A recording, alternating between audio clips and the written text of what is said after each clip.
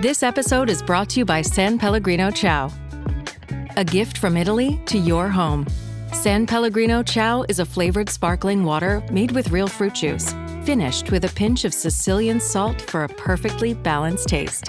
So which flavor will you choose? Peach, lime, blood orange, cherry, or maybe the all-new limoncello? Crafted in Italy with 0 grams of added sugar. San Pellegrino Ciao. Buy it now. Listen, all you New Yorkers. Excuse me. Taxi. Okay, man, we're looking around. This is the 77 WABC minicast. Welcome. Today is Father's Day. Father's Day officially became a permanent national holiday when President Richard Nixon signed it into law on April 24th, 1972, designating the third Sunday in June as Father's Day. Every Father's Day, my thoughts return to the first hero I ever knew. Long before I entered politics, long before I met presidents, governors, senators, and world leaders, there was one man whose opinion mattered more to me than anyone else. There was one man whose example shaped my understanding of what it meant to be a husband, a father, a grandfather, a provider, a patriot, and a man of character. That man was my father, Roger J. Stone Sr., known to his friends as Stoney, for whom I am proudly named. As I grow older, I've come to appreciate a truth that many people don't fully understand until later in life. The greatest men are not always the most famous men. They do not necessarily command armies or hold public office, accumulate great wealth, or dominate newspaper headlines. Often the greatest men are those who quietly build lives defined by duty, sacrifice, faith, loyalty, and love. They rise before dawn. They work until exhaustion. They provide for their families. They honor their commitments. They ask for very little in return. Their names may never appear in the history books, but their influences on lives well beyond them, on their children and their grandchildren. Their true moment is not carved in some stone. It is written upon the hearts of the people they loved. My father belonged to an extraordinary generation of Americans who believed that a man's value is measured not by what he said about himself, but what he actually did. My dad was a gifted athlete who distinguished himself as a football player at New Canaan High School in New Canaan, Connecticut, and the toughness, discipline, and perseverance that football demands remained with him throughout his entire life. He's a man who carried himself with quiet confidence and dignity, yet he had a wicked sense of humor and enormous talent. He never needed to boast. My dad never sought attention. He ever understood the character speaks louder than words ever can. One of the most enduring memories I have is seeing him sitting comfortably on the back porch with his pipe, reflecting quietly after a long, hard day. If it was President Richard Nixon who taught me how to make the perfect martini, it was my father who taught me how to make the perfect gin get lit. To me, that image captures something about an earlier America. It was an America where patience was valued, where responsibility was expected, and where man's word meant everything. My father came from a family of hardworking men. Alongside my grandfather and my uncle, he worked in the family business, Norris J. Stone and Sons, on the border between Vista, New York, and New Canaan, Connecticut, drilling artesian wells throughout the area. There's something deeply honorable about men who work with their hands and build things that improve the lives of others. The labor was not glamorous. It was difficult, hard, physical labor performed in all kinds of weather. Yet they helped provide communities with one of life's most essential resources. Long before environmental consultants and bottled water companies became commonplace, men like my dad helped families gain access to clean, dependable water. They understand the dignity of labor because they lived it every day. My dad rose at about 5 a.m. every weekday. My mother cooked him breakfast, and he departed to run an old-fashioned chop drill, drilling artesian wells. He returned at home around 5, completely and totally caked with mud. My mother would literally hose him down in the backyard, feed him dinner, and he would drop into bed, perhaps after smoking his pipe for a bit on the porch, just to decompress. I never heard him complain, not once. On weekends, instead of having them off, he rotated with my uncle and my grandfather doing pump calls, because you see, if you had an artesian well, you also had to have a pumping system to get the water into your house, into your faucets, into your showers. And when they broke down, well, my dad had to come fix them. So my father's life, however, was not defined solely by work. You see, he possessed an amazing appreciation for music, theater, talent, and the arts.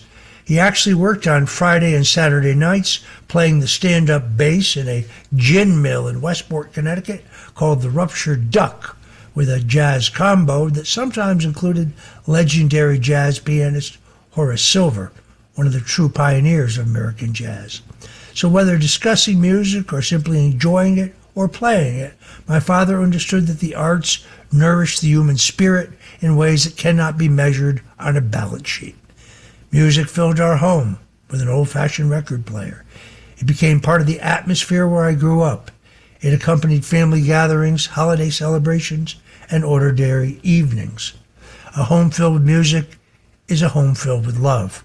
A home filled with music is always to be valued. My father's artistic talents extended well beyond music. He actually performed in summer stock theater, appearing in productions of some of America's most beloved musicals. Because he was a Stubby K type, he played the Stubby K role of Nicely Johnson in Guys and Dolls. He played the Stubby K role of Mary and Sam in Little Abner, and he portrayed Luther Bills in the summer stock version of South Pacific. Looking back, I realized how fortunate I was to grow up in a household where creativity was encouraged and where artistic expression was viewed as an essential component of a complete life. One of the greatest gifts parents give their children is exposure to music, history, faith, I hate to use this word, but culture, and yes, the arts. These pursuits elevate the human spirit, and they connect us to something larger than ourselves. Music teaches discipline because mastery requires practice. It teaches humility because there was always more to learn. My dad had an old-fashioned stand-up bass, but when I bought an electric Fender bass to learn how to play rock, it was my dad who taught me how to play it, even though he was more adept on an old-fashioned stand-up bass, so old that it was patched up in several places with black electrical tape. It teaches cooperation because great music is often created by talented individuals working together towards a common purpose. That's what it means when you say that a combo or a band is tight. That same lesson helps build successful marriages, healthy families, strong communities, and prosperous nations. My father's love of music and theater helped shape my understanding that a meaningful life requires more than material success. It requires curiosity, gratitude, imagination, and an appreciation for the things that enrich civilization itself. One of the most important lessons my father taught me concerned masculinity. In recent years, traditional masculinity has often been criticized, mocked, or misunderstood. I reject that entirely because I knew masculinity at its best. I saw it every day in my own father. See, courage is not toxic. Responsibility is not toxic. Leadership is not toxic. Self-discipline is not toxic. Protecting one's family is not toxic. Providing for one's children is not toxic. Honoring one's commitments is not toxic. These are virtues. These are the virtues of the masculinity taught to me by my father. My father embodied those virtues naturally. He was physically strong without ever being intimidating. He was disciplined without being rigid. He was confident without being arrogant. He was compassionate without being weak. He understood that true manhood is not measured by how loudly a man speaks or how much attention he commands. He had a low boiling point. It is measured in how faithfully he fulfills his responsibilities. So the true measure of a man, as demonstrated in my own dad, is what he does for others when nobody else is watching. My father lived according to that principle every day of his life. He was kind, he was generous, he was dependable, he was honorable, But above all, he was very, very funny. Quick with a joke or a pun, and an adept soft-shoe dancer. My father was a real man. Equally important was the example my parents set throughout their marriage. As I've grown older, I've come to appreciate more deeply how fortunate I was to grow up in a home grounded in faith, loyalty, respect, and love. My father and my mother demonstrated that marriage is not merely a romantic arrangement. If you remember Tony Soprano's mother in the TV series, well, that was my mom. Tough, suspicious, principled, opinionated, rock solid. So the partnership between my parents was a partnership of sacrifice, patience, forgiveness, love, loyalty, and shared purpose. Children who grew up witnessing a strong and loving marriage receive lessons that no classroom can ever teach. They teach commitment. They teach accountability. They teach respect. They teach what genuine love actually looks like. Looking back now, I understand that much of success that I have had, achieved in life, is rooted in the stability, guidance, and values my parents provided. Perhaps the most important lesson my father taught me was about love itself. I never doubted for a single day that he loved me. I saw that love every time he rose before sunrise to go to work. I saw it in every sacrifice that he made, working virtually 51 weeks a year, taking 1 week for a vacation, which we drove the family Plymouth station wagon to Lake George for 1 week to stay in an inexpensive motel. I saw it in the opportunities he created for our family. I saw it in the respect he showed my mom. I saw it in the standards he set for me and my sister. Loving is often misunderstood in modern culture. Many people associate it primarily with emotion or words, yet the deepest form of love reveals themselves through action. My father's life was a continuous demonstration of love expressed through duty, commitment, sacrifice, and his presence. For various decades, presidents supported the idea, but it was not until 1972 that Father's Day became a permanent national holiday.